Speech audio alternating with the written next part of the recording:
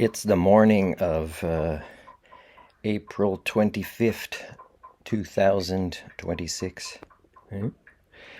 And I think this week I saw the name of a different driving school car go by. I don't know if there's three or four now, but they can't be earning a living because I don't see this community is really wanting to learn to drive properly. I mean, maybe the foreign workers do, but I mean, anyways, they must probably have to be dishonest just to earn a living if it's that many driving schools. So, as an official staff here, doing some cleaning and repairs once in a while, and when there was a loud boom about 30 minutes ago, I decided to be a responsible man and go investigate. And I quickly discovered that I think a bird had committed suicide.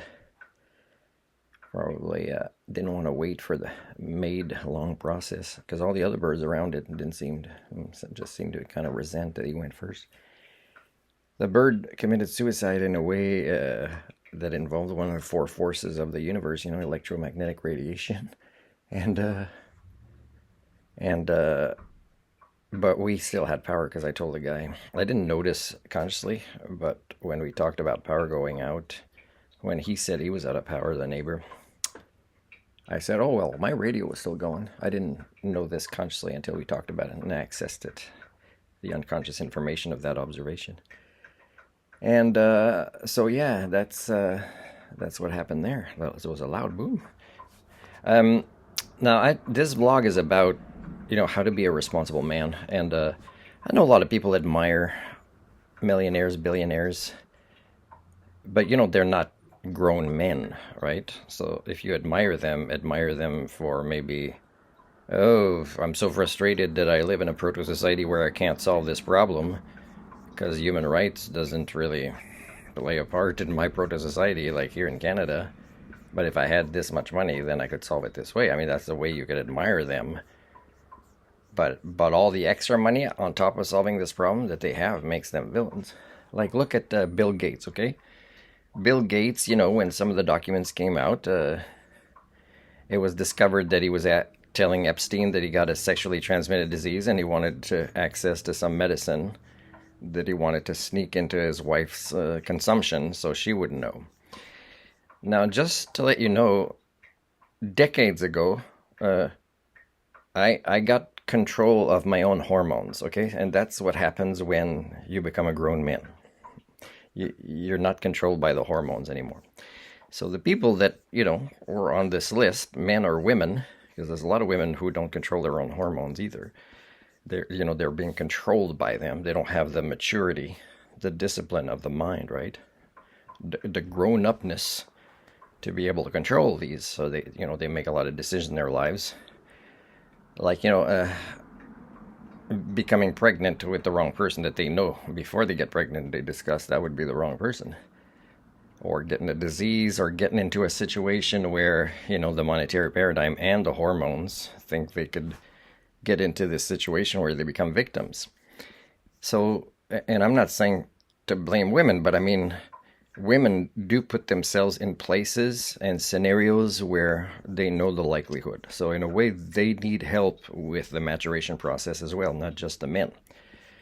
So when people you admire are discovered to have made these mistakes and are like this with their wives in their relationships, but they still can't control their hormones and they use the money this way, wanting to be like them, or to switch places with them because you have your own problems, which relate a lot to, again, not undergoing the human maturation process, not being able thus to control your hormones, is you are already like them.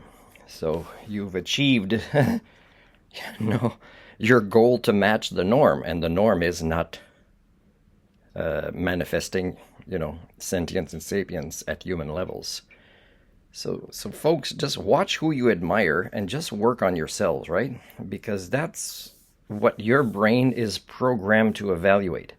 Your brain near your death and at the moment of your death is not evaluating how close you came to being Bill Gates, which is not that impressive, right? As a grown-up man.